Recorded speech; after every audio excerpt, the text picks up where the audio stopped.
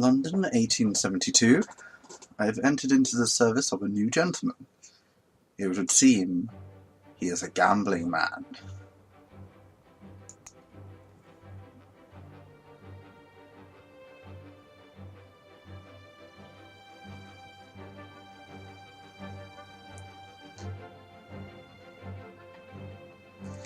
Hello and welcome to 5 Day Gaming. I am now going to play with you a game with a ridiculous amount of replayability. I've really enjoyed it.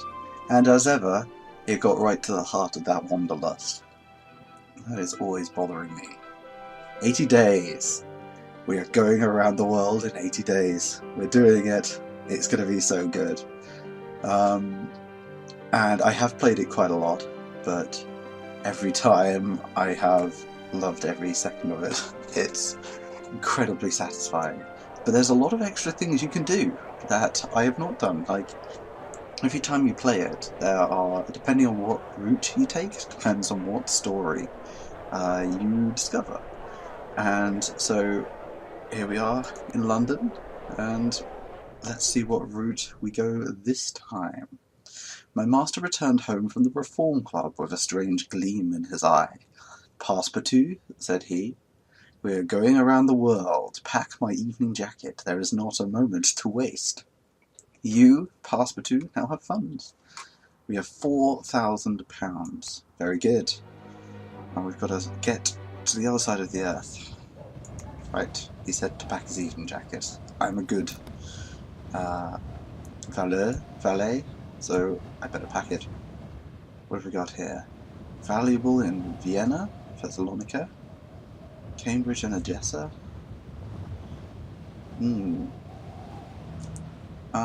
Let's take those. Alright.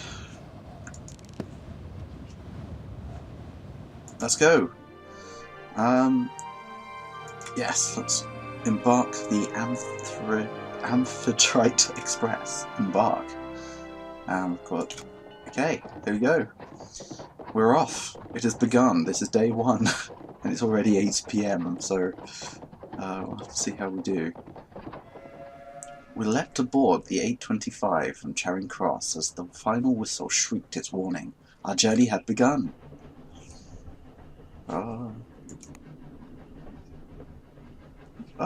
It's Jules Verne. He's on the train. This is a weird start. Sure. Oh no, not from the siege. Is that from the Franco-Prussian War? I hope you've all... This is... Because this is the 1870s. I think that's around when it was. Oh, very nice. Oh, okay.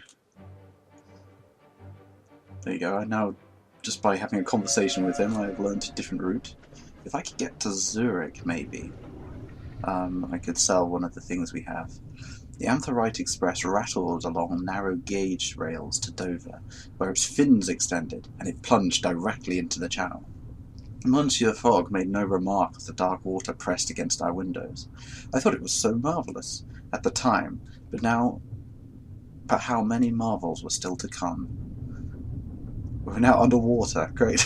Oh, that was the other thing. This game is relatively steampunk, so everything is a little bit more fantastic than you might have actually expected. This is not entirely historical, and that's one of the reasons that the adventures can be very surprising. We splashed up onto the rails of Calais and closed the remaining miles to Paris-Gare du Nord quickly. The branch line to Zurich from Paris has been completed, I see, Monsieur Fogg declared. I think Zurich would be a most excellent place to visit. Well, I was planning on going there myself, so this has worked out swimmingly. Very good. The evening jacket could learn us well here. I'm not going to sell the evening jacket. It's, ooh, look at this. Worth £2,000 in Berlin. Oh, I'm kind of tempted by that. So these are... That one's valuable in Zurich, and that one is valuable in Vienna or in Copenhagen. But What's it worth here? Well, it's quite a lot. I'm not sure if I'm going any of those ways, so I'm going to sell that now and buy this and take it to Berlin. Okay, we will see if that was a worthwhile thing. How... Oh, that deports today. We can go straight on it. This is the other thing. We need to manage our money as part of the job in order to buy all of our tickets. We boarded the eastbound train at Gare de l'Est. Our train was... this is the other thing. We kind of can direct the narrative. So if I be positive, it will be a positive story. If I be negative, it will be a negative story, I think.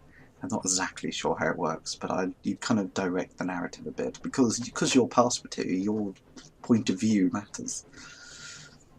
Our train was ready to go, so we wasted no time in considering its manner or mode, but simply clambered aboard. The whistle blew 3 shrill notes, and the steam engine puffed with pride. Then we were away, heading east. Okay, greetings, Monsieur. Good afternoon, my name is Alfred Dumont. Tell me about Zurich. Paved with gold? That... what? Okay.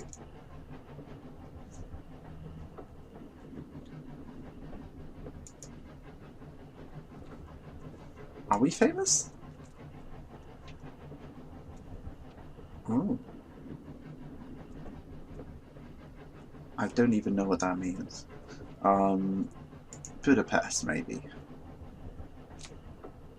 Oh, so we may be going to Venice after all. I may have jumped the gun a bit. Alright, fine. Tell me about... fine. So maybe Venice? I kind of want to get to Berlin. Our carriage rattled and rocked its way through meagre-looking fields. I had the sense the engine was straining at the leash on such level ground, keen to tackle the mountains instead. Why Zurich, monsieur? I inquired, as soon as he looked up from his newspaper. Do you have an affection for the place? I have never been to Zurich, my master replied coolly, but the Swiss reputation is one of extreme precision. I accepted this answer, and my master returned to his newspaper. The train began to groan and judder as the day grew on, and the land took us on a steep incline. We were climbing, as though one step and one reach at a time, into the Albi Mountains. The air grew cold and crisp, so I inhaled deeply. Even a brief sojourn here would no doubt be most beneficial to my jangled nerves. We arrived as the sun was setting over the mountains across the gleaming lakes, and I was heartened to see, as we disembarked, a clutch of rails leading away eastwards, way across Europe. Oh, I determined to investigate them later, my first priority being to find myself and my master a place to sleep in the city.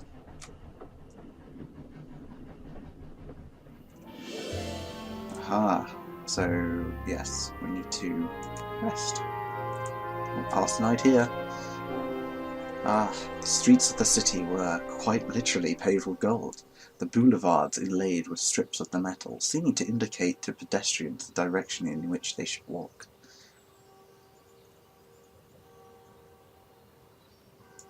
We spared some time for sightseeing and followed a set of street sigils towards a central square, in which a play was being performed with small puppets. One puppet, weak and vulnerable and foreign, was appealing for aid to a second, richer, more corpulent puppet. The poor puppet was consistently rebuffed to roars of laughter from the crowd. It seemed a rather cruel performance, and I moved us quickly onwards, to where we discovered a sight which Mr. Fogg found most unsettling, strips of railway track being unrooted and taken away by teams of men. "They are removing railways!" I exclaimed. "What a progress! What a civilization!" "Most unseemly," my master concurred. I found an art workman to ask just this question. "We are selling the track to India," the man explained to me. Money can be banked, but progress changes her mask every day. Ah, okay. Let's do some exploring. This is how we find out which way to go. Okay. We explored the streets further, but found no way onwards to compensate for the missing railway lines. Like the hands of a clock, it seemed the inhabitants of Zurich were more than happy to go round and around the same circular patch, day in and day out. I did not show my concern, however. A good valet never frets, whatever the provocation, and by that measure my master would have made a superb valet, as he appeared utterly untroubled by our stalled trip. But later that evening even he appeared a shade disappointed.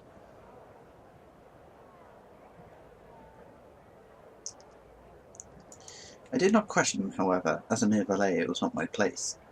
Whatever the great mystery of Zurich was, he would tell me in his own time. Okay. Let me sell the magnifying glass. And what can I pick up? Worth 7,000 in Helsinki.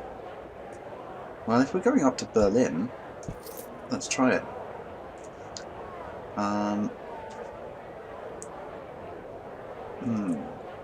See, some of these make, because we've got to keep him healthy. There's really no way to depart, is there? This is quite alarming. Alright, fine. I'll have to pass the night here until we find a way out. This is getting rather strange. We spent our second night in Zurich in the Helmhaus Hotel, a short distance from the lake and the two towers of Grossmünster.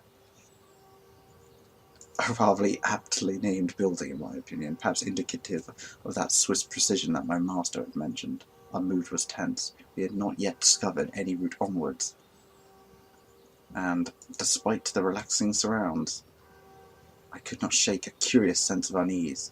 Monsieur Fogg's own state I could not read. For a man losing days so early on, he seemed as calm as ever. Did he have a secret up his sleeve? We sipped hot chocolate served on rotating platters that circled the walls of the hotel lobby, cooling the drink to a perfect temperature in time for one to sip it. For a place that runs on time, we appear to be stuck, I remarked, rather wittily, I thought. Monsieur Fogg did not reply, but it did seem to me, for just a moment, that he had some secret he was not imparting to his faithful valet. Great. I'm still stuck here. Is there no option to explore further? And there's no option to depart. That's the real troubling thing here. Because we need to get on. Yeah. Okay, fine. Staying. On our third night in the mountains, a note appeared under the door of our hotel. I looked to Monsieur Fogg, who swept up out of his seat by the hearth with genuine animation. But who knows we are here? An associate, my master replied calmly. He opened the note and read it quickly, and then he tossed it onto the fire. I watched the note burn, my own curiosity flaming just as brightly, but I held my tongue and said nothing. We have an appointment, Monsieur Fogg declared. Tomorrow morning, at 9 o'clock, we must not be late. We are going to Tunis. And that was that, for now at least. I prepared my master for his bed. Okay. I have, unintentionally gone to Tunis. Alright. Why not? Sure. Rough skies. Mysterious appointment to Tunis. This is the thing, you kind of can't predict what's going to happen at all. At 9 o'clock we were standing in the shadow of Zurich's impressive cathedral church, Monsieur Fogg somewhat anxiously checking his pocket watch.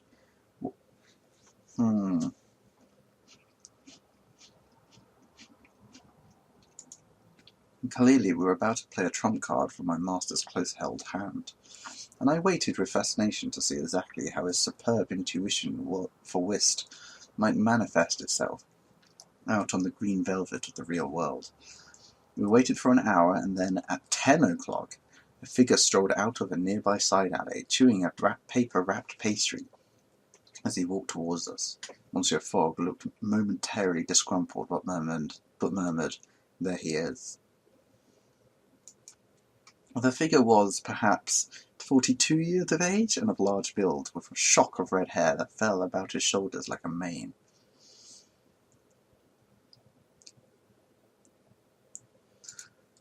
I could not believe such a rugged-looking fellow might be an acquaintance of my master, but there was no mistaking the look of recognition. Uncomfortable, yes, but genuine, in my master's eye. The figure came near and raised a hand.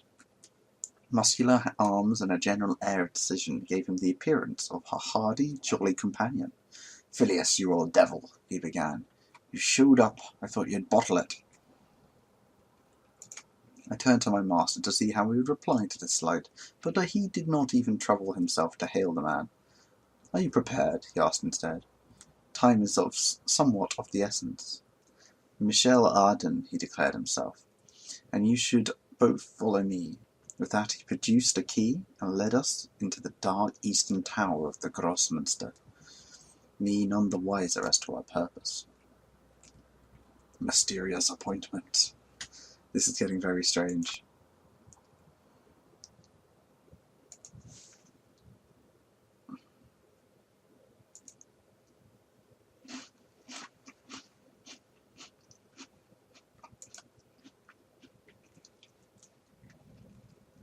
Okay, so I may be going to Africa. I don't think I've ever done that before. Interesting. I may not be going to Berlin at all. Monsieur Fogg and the mysterious Michel Ardan disappeared into a crypt of the tower, and there spent an entire day, leaving me to watch the bags lest anyone following their curious noses stray inside. I did not let it trouble me. My master was many things, and clearly more than he gave away at first glance, but he was no fool, and whatever this diversion was, I had no doubt it would prove fruitful to our curious adventure. Several hours later, the two emerged, both smeared with more than a little engine grease and flushed in the cheek.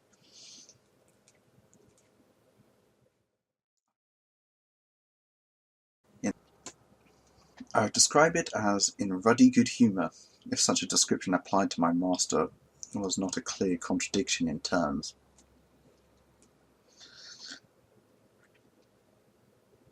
I nodded coolly, hoping a collected attitude would allow me to accompany them wherever we went next. "There you are, Passepartout," my master declared. "Follow me."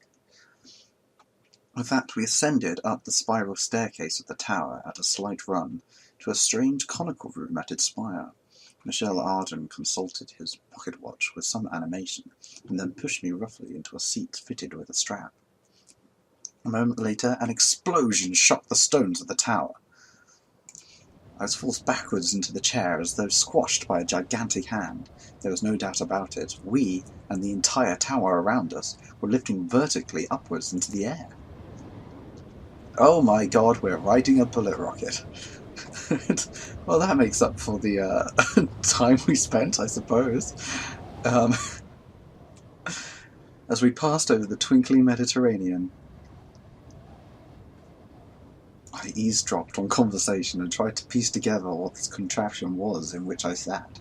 It seemed this rocket was a personal product of the adventurer Ardan. It was nothing more than a prototype. "This particular capsule will carry us as far as North Africa before coming to rest," he explained.